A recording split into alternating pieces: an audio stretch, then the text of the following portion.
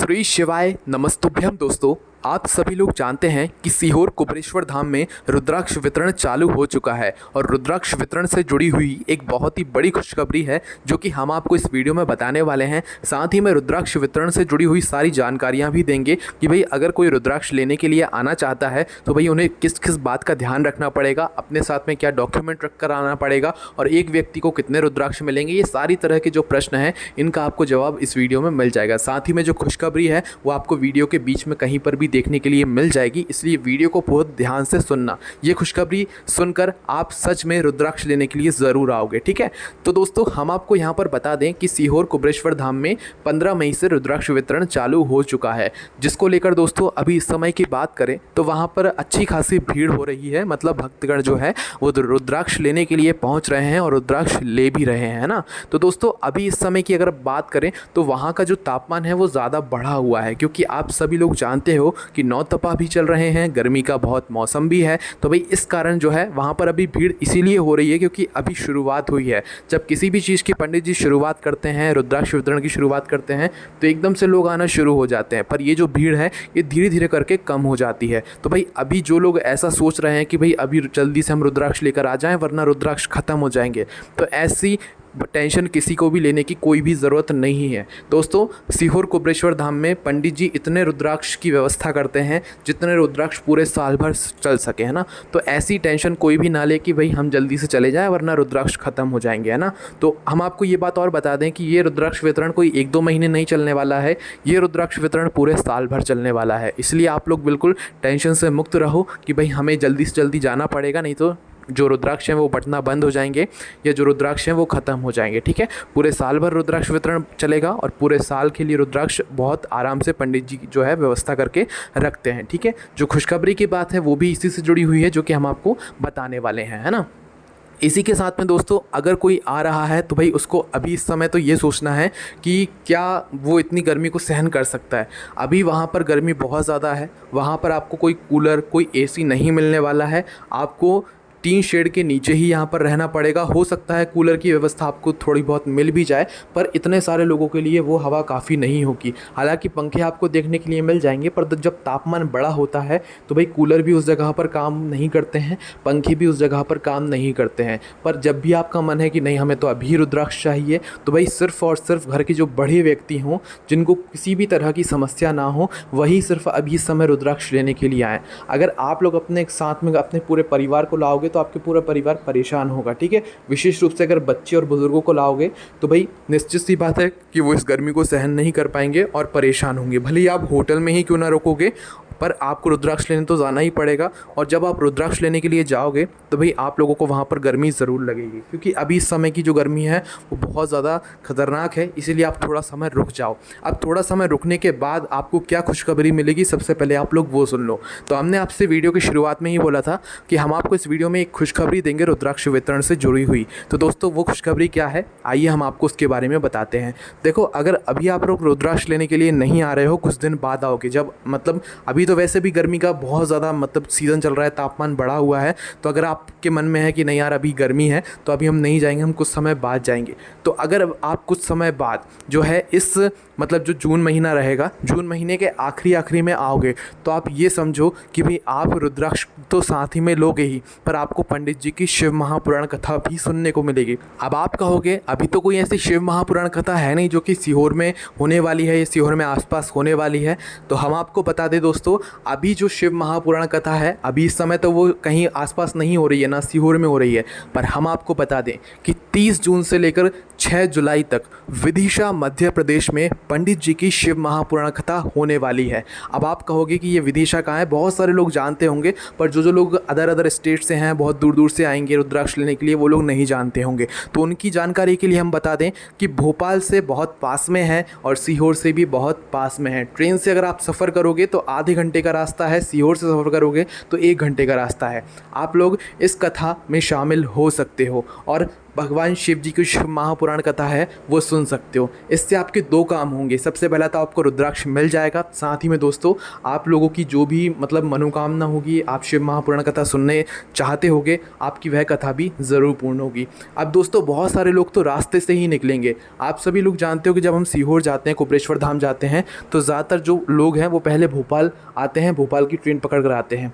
तो आप लोग पहले ऐसा कर सकते हो कि भाई पहले आप रुद्राक्ष लेने के लिए चले जाओ और फिर बाद में जो है मतलब शिव महापुराण कथा के लिए सुनने के लिए आ जाओ। अब ये जो विदिशा मध्य प्रदेश में शिव महापुराण कथा होगी, ये 30 जून से शुरू होगी। मतलब महीने का बिल्कुल आखिरी का जो समय होगा उस तारीख से शुरू होगी और जो कि 6 जुलाई तक यहाँ पर चलने वाली है। इस बीच में अगर आप कभी भी रुद्राक्ष लेने के लिए आ रहे हो तो आपको शिव महापुराण कथा सुनने को मिलेगी, क्योंकि सीहोर के बहुत ही पास में ये शिव महापुराण कथा हो रही है। और आप लोग पहले रुद्राक्ष ले लीजिएगा। और हम आपको ये बात भी बता दें कि उस समय भी रुद्राक्ष के लिए काफ़ी ज़्यादा भीड़ होगी, क्योंकि भाई कथा भी होगी, कथा पास में ही हो रही होगी, तो सभी लोगों का मन रहेगा कि हम रुद्राक्ष लेकर भी आएँ और साथ ही में शिव महापुराण कथा भी सुने। बहुत सारे लोगों के मन में ये आस होती है कि हम भी अपना पत्र लिखेंगे, पर हमारे घर के आसपास कहीं शिव महापुराण कथा नहीं हो रही है, तो भाई आप रुद्राक्ष लेने के बहाने आएँ और शिव महापुराण कथा को भी सुने। तो आपसे निवेदन है कि अगर आपको अभी ज़्यादा ज़रूरी ना हो, क्योंकि बहुत सारे लोगों को ज़रूरी होता है रुद्राक्ष लेने का, तो अगर आपको अभी ज़्यादा ज़रूरी ना हो तो आप अभी ना आकर भाई 30 जुलाई के बाद आओ, या 30 जुलाई के दिन आओ, या 30 जुलाई के बाद आओ। 30 जुलाई से लेकर 6 जुलाई के बीच में, मतलब 30 जून से लेकर 6 जुलाई के बीच में कभी भी आओ, आप शिव महापुराण कथा सुन के भी जाओ। अगर आप लोग और भी जानकारी जानना चाहते हो कि हम विदिशा मध्य प्रदेश कैसे पहुँचें, तो आपको कोई भी टेंशन लेने की ज़रूरत नहीं है। आप भोपाल में किसी से पूछोगे, आप सीहोर में किसी से पूछोगे, वो आपको आसानी से बता देगा कि आप इस ट्रेन में बैठ जाओ और इस ट्रेन से मतलब चले जाओ वहाँ पर, है ना। उसके बाद में दोस्तों आप लोगों को ये बहुत सारे लोग तो मतलब इसी रास्ते से होते हुए सीहोर कुबरेश्वर धाम जाएंगे, मतलब विदिशा से होते हुए ही सीहोर कुबरेश्वर धाम जाएंगे और रुद्राक्ष लेने के लिए रुद्राक्ष वो मतलब ग्रहण करेंगे, ठीक है। और हम आपको ये भी बता दें कि भाई ये मौका आप लोगों को अपने हाथ से नहीं जाने देना चाहिए, क्योंकि अभी की जो ज़्यादातर कथाएँ हैं वो सीहोर से, मध्य प्रदेश से बाहर ही चल रही हैं। तो बहुत एक आपके पास अच्छा मौका है, रुद्राक्ष वितरण भी चालू है और वहीं आसपास कथा भी हो रही है। तो भाई आप लोगों को रुद्राक्ष तो लेना ही लेना है और कथा भी ज़रूर सुनना है, ठीक है। अब ये विदिशा मध्य प्रदेश, जिन लोगों को भी मतलब जगह का पता ना हो, आप हमसे एक बार कमेंट करें। इस वीडियो में बस आपको अभी एक खुशखबरी देना था। अभी बाकी 1 महीना है, उस समय तक गर्मी भी कम हो जाएगी, हो सकता है थोड़ी बहुत बारिश भी होना शुरू हो जाए। बस आप लोग जो है इस समय से लेकर इस समय के बीच में आना, जो कि हमने आपको बताया हुआ है। 30 जून से लेकर 6 जुलाई के बीच में जो है ये कथा होने वाली है, 7 दिवसीय शिव महापुराण कथा, जो कि विदिशा मध्य प्रदेश में होगी। इसलिए आप लोग इस मौके को अपने हाथ से मत जाने देना। रुद्राक्ष लेने के लिए आओ तो भाई कथा भी सुनकर ज़रूर जाना, ठीक है। बहुत ही पास में ये कथा हो रही है, मध्य प्रदेश में ही हो रही है, सीहोर से बहुत ही पास में हो रही है, भोपाल से बहुत ही पास में हो रही है, ठीक है। और जो भी लोग रुद्राक्ष लेने के लिए आ रहे हैं भाई, वो उन्हें अगर सीधा सीहोर के लिए ट्रेन नहीं मिलती है तो भाई वो पहले भोपाल मध्य प्रदेश के लिए ट्रेन देखें, क्योंकि भोपाल मध्य प्रदेश की राजधानी है, तो यहाँ के लिए आपको आसानी से ट्रेन मिल जाती है, ठीक है। यहाँ की ट्रेन देख लें और भोपाल पहुँच जाए। भोपाल से आपको बस भी मिलती है, ट्रेन भी मिलती है, आपकी मर्ज़ी है, जैसे आप जाना चाहें वैसे जा सकते हैं। और सीहोर स्टेशन पर उतरकर आप लोग क्या कर सकते हैं, वहाँ से ऑटो लेकर जा सकते हैं। 30 रुपये प्रति व्यक्ति ऑटो वाला लेता है। अगर आप लोग बस से जा रहे हैं तो बस वाला सीधा आपको जो है मतलब कुबरेश्वर धाम के जो द्वार होता है, एक रास्ता होता है जाने का, वहाँ पर जाकर उतारते हैं। अगर आप लोग बस से जा रहे हैं, ट्रेन से जा रहे हैं तो ऑटो वाले आप लोग को वहाँ तक जो है छोड़ कर आएंगे, ठीक है। तो ऐसी वहाँ की कुछ व्यवस्था है। और दोस्तों आपको रुद्राक्ष लेने के लिए अपने साथ में कुछ डॉक्यूमेंट्स लाने की ज़रूरत तो नहीं है। एक व्यक्ति को एक ही रुद्राक्ष मिलेगा। हाँ, कुछ लोगों की किस्मत होगी तो भाई अगर वो मांगे कि नहीं हमारे घर में और भी लोग हैं तो भाई हमारे एक और रुद्राक्ष दे दो, 2 और रुद्राक्ष दे दो, तो अगर आपकी वो बात मान लेते हैं तो भैया वो आपको दे भी सकते हैं, अगर आपकी किस्मत अच्छी हुई। वैसे एक व्यक्ति को एक ही रुद्राक्ष मिल रहा है। आप अपने घर से जितने भी सदस्य साथ में लाओगे उतने सभी सदस्यों को रुद्राक्ष मिलेगा। पर ऐसा नहीं होगा कि आप ऐसा बोल दोगे कि भाई हमारे घर में 4-5 लोग और हैं तो हमें 4-5 रुद्राक्ष और दे दो, ऐसे वो नहीं देंगे। कुछ आपको डॉक्यूमेंट लाने की ज़रूरत नहीं है। बस दोस्तों आप अगर वहाँ पर जा रहे हो तो वहाँ पर जाकर सिर्फ आप एक ही बार रुद्राक्ष ले पाओगे। हाँ, 1-2 दिन बाद आप वापस से ले सकते हो कि जब आप वहाँ से रुद्राक्ष लोगे तो रुद्राक्ष लेते समय आपके हाथ में, उंगली में एक स्याही लगा दी जाएगी। आपको पता होगा वोट देते समय हमारे उंगली पर एक स्याही लगाते हैं, वो स्याही मिटती नहीं है।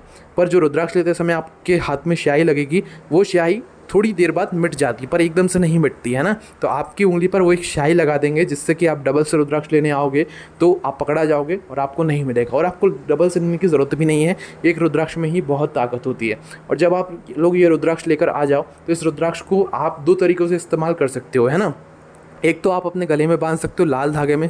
बहुत सारे लोग काले धागे में बांध लेते हैं, पर पंडित जी बोलते हैं कि लाल धागे में आपको इसको बांधना चाहिए, है ना। तो पहला तो ये होगा कि आप अपने गले में बांध सकते हो, पर अगर आपके घर में अभी सभी सदस्यों के पास रुद्राक्ष नहीं है तो आप इस रुद्राक्ष को जो है अपने घर में पानी में जल की कटोरी में डालकर जो है रात में, मतलब इस रुद्राक्ष को किसी भी एक कटोरी में डाल दिया करो जल की, और सुबह उठकर इस रुद्राक्ष को बाहर निकाल कर इस जल का आचमन किया करो। इससे आपके शरीर में जो भी रोग और बीमारी होती है वो दूर रहती है और आपके घर में कभी भी रोग और बीमारी प्रवेश नहीं करती है। तो 2 तरीक़ों से आप इस रुद्राक्ष का प्रयोग कर सकते हो, वो आपके ऊपर है कि आप कैसे इस रुद्राक्ष का प्रयोग करने वाले हो, ठीक है। तो इस तरीके से दोस्तों आप लोग को जो है यहाँ पर रुद्राक्ष लेने के लिए पहुँचना है, और इस समय से लेकर इस समय के बीच में आओगे, मतलब 30 जून से लेकर 6 जुलाई के बीच में आ रहे हो, तो भैया आपको उतनी गर्मी भी नहीं मिलेगी। गर्मी छोड़ो, उस समय तक बहुत ठंडाई हो जाएगी और बारिश होना भी हो सकता है शुरू हो जाए। साथ ही में समय के बीच में बहुत सारे लोगों को शिव महापुराण कथा सुनने के लिए भी मिलेगी। बहुत ही बड़ा और भव्य आयोजन यहाँ पर होने वाला है। अब आप लोग हमें कमेंट करके ज़रूर बताएं